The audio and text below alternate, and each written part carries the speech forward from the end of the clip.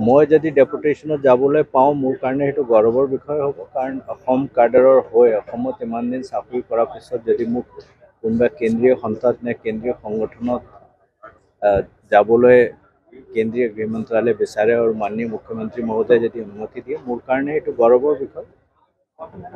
মই কিন্তু তেনেকুৱা কোনো আবেদন কৰা নাই ময়ো আপোনালোকৰ পেপৰে পত্ৰে পঢ়িছোঁ যদি কেন্দ্ৰীয় গৃহ মন্ত্ৰালয়ৰ পৰা ইয়াত গৃহ মন্ত্ৰালয়লৈ কিবা এটা আহিছে এই বিষয়ে মই জ্ঞাত নহওঁ যদি আহে তে মোৰ কাৰণে পাৰ্চনেলি মোৰ কাৰণে বৰ গৌৰৱৰ বিষয় হ'ব যে অসমৰ DGP হিচাপে ইমান দিন কাম কৰাৰ পিছত মোক চেণ্ট্ৰেল গভৰ্ণমেণ্টে এটা চান্স দিব বিচাৰিছে দেখা যাওক কি হয়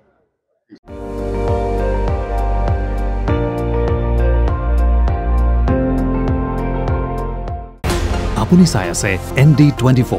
সৰ্বশ্ৰেষ্ঠ নহয় সৰ্বোত্তমৰ দৌৰা